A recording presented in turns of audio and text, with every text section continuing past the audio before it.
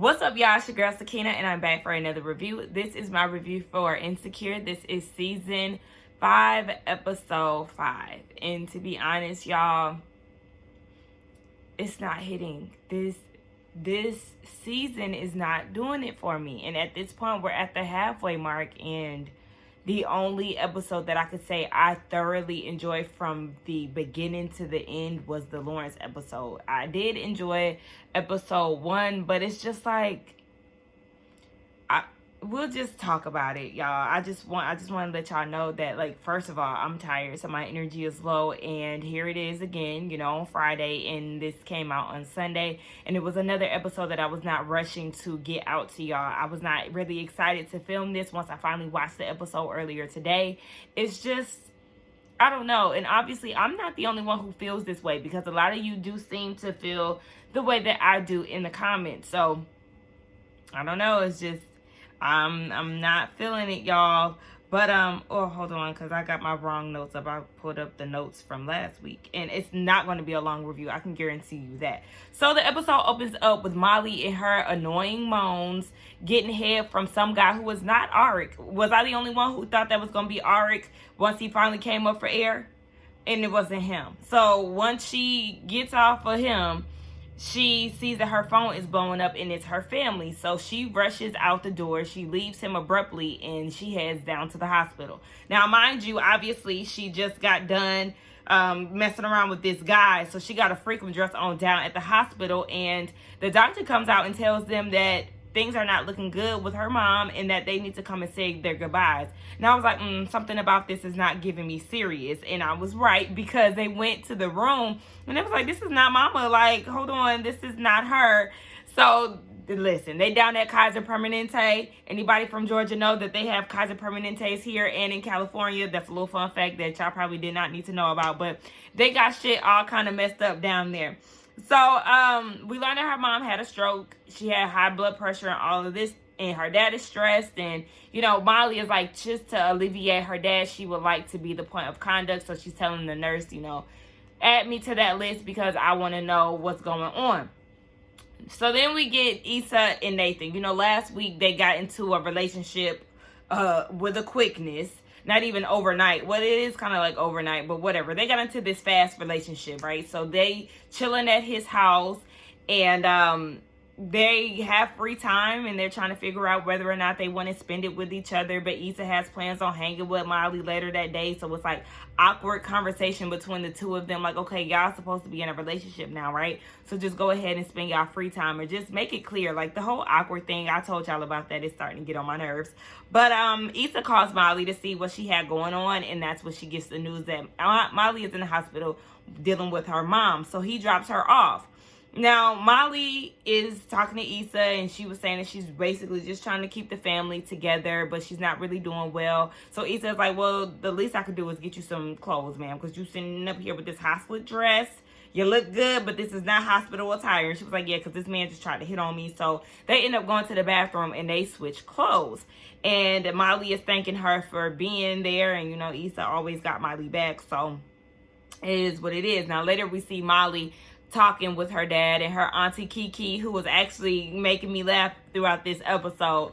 But they're talking about the will. Remember, she wanted her parents to get their affairs in order. Come to find out, they have not turned anything in to make anything official. So this bothers Molly. And she gets a call from her job in Torrance, or whatever, Torian, is trying to figure out if she's going to be able to come in today. Is she going to be handling this case? But she is trying to convince him that she can do the work. But I'm like, why, Molly? You have a major issue going on with your family right now. And instead of just being there with your mom, you are trying to, I don't know if she's trying to escape or what, but she's still trying to prove herself at work. And I really don't like that. Like, girl, you need to get your priorities together. I understand work is important to you, but your mother's health is important as well. Can you deal with the situation at hand before you try to stretch yourself out too far? Like, girl, give it a rest. So then we see Issa and Nathan. Remember I told you he came to pick her up. I don't know if I said that, but he came to pick her up from the hospital so Molly can get a change of clothes. And they end up walking Flavor Flav, Molly's dog, and they're walking around town. And She gets a phone call from her mama because what happened to Molly's mom, it inspired her to reach out to her mama and leave a heartfelt voicemail. Remember, her mama is Tasha Mack. Wendy, can't think of her name right now, but Tasha Mack from the game. So yeah, mama is like, who you keep looking over at? Like, who is there with you? And Nathan pops in and was like, hey, and she was like, are you my daughter's boyfriend? And he said, yeah. So, Lisa, child. Issa looks at this and she's, smiling. She all giddy like, oh, okay, girlfriend, okay, I hear you. You my boyfriend, all right. So Issa tells him after she gets off the phone with her mom, like, you didn't really have to do that. Basically trying to not take things so serious or take everything he says literal. He was like, nah, like, we locked in. So basically they go together, but we didn't need them to say it, child. Anyway, Issa was talking about how her mom just hasn't been right since her mom and dad had a divorce, and she's all over the place and she needs to get her shit together. And Nathan is like, okay. And I was thinking the same thing. Well, ain't that the pot calling the kettle black, sis? Because you all over the place and she'll break up with Lawrence and you can't seem to get right and make up your mind. And you indecisive girl, you're all over the place, just like Nathan was telling Arik and them last week. So they having this conversation. They realize that Flavor Flav then ran away, child. So that's something that they got to deal with. But they end up going back to Molly's apartment because Nathan is saying, if the dog runs away, they usually, piss all over the place to mark their territory, and he'll find his way home. Because one thing about it, my dogs know they way back home, thank God. Now, they ain't never, ran away, but they didn't left the house. They didn't got out the gate and went circling around the neighborhood, but they know where they live at. Nonetheless, the dog ended up coming back to the house. To the apartment building, and Issa is happy, and she was like, you're so patient with me, blah, blah, blah, talking about Nathan, and she said, that's why I love you. So we just gonna be fast forwarding through stuff like this. I don't see where they develop love for each other. Like, I understand he helped her, find her path in life, but really, the whole situation between Issa and Nathan, when they was down at his apartment earlier in the episode, the conversation was just not flowing. It didn't seem genuine. I was looking like, what is this? Like, it was getting on my nerves. And I don't know, y'all. I don't like them together. I'm telling you. I feel like we like the idea of Nathan because he was this mysterious guy from Houston, and he's easy on the eyes and all of this. And then we start to get his backstory and him ghosting Issa and all of this. And it's like, you ain't that cute no more at this point. I don't like it. I'm not liking Issa with you. I'm not liking y'all's dynamic anymore. Like, get away from me with this. Like, literally, since the episode started, I've just been rolling my eyes when it came down to Issa and Nathan. Like, it does not flow naturally, y'all. Am I the only one who feels this way? Why am I so annoyed with this show? This is literally one of my favorite shows, y'all, and I'm not feeling it. But let's move on. So they get back to the hospital, and Molly finds out that her mom had a stroke before. This is not her first one. The nurse was talking to her about her medical history, and Molly was like, my mom never had a stroke before. And her dad was like, yeah, she actually did. She just didn't want us to tell y'all. And she's in her feelings because, Molly, she's that overbearing child, and she wants to know everything about her parents. So she's feeling some type of way about it.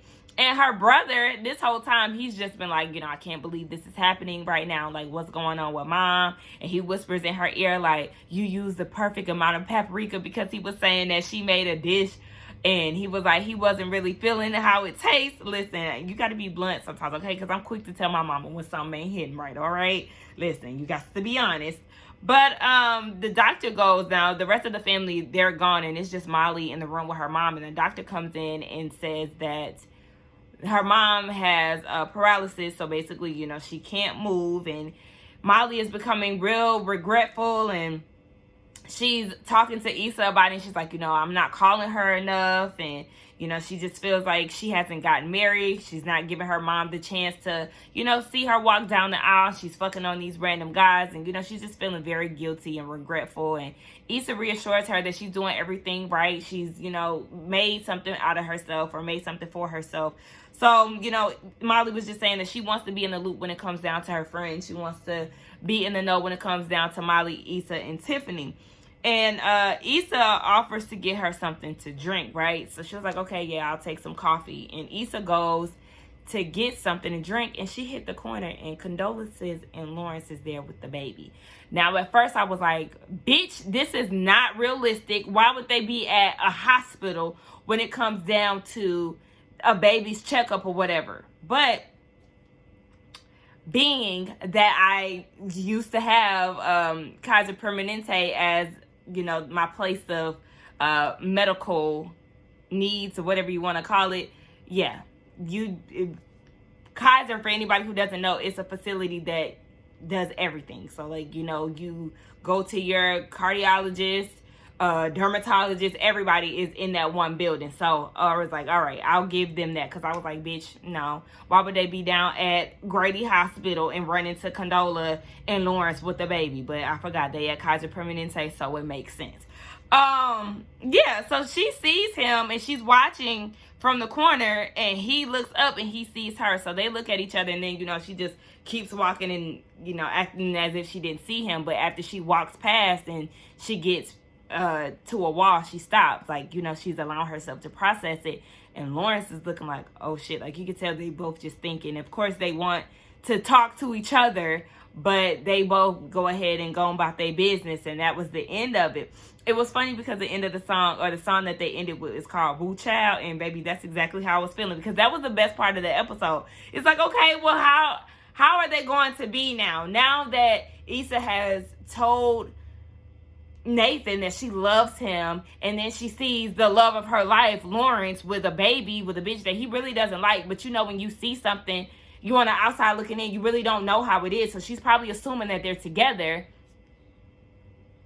How is this going to work out? So I'm interested to see what next week episode looks like. I have to see what it's going to look like. I got to see the trailer, because, you know, I watch it on HBO Max and they don't give a damn about no previews, honey. Once the show is over, it's over. So yeah, y'all, pretty much vented on how I feel about this season so far and how it's really not giving what it's supposed to give. So, like, we'll just see, y'all. I'll see y'all next week.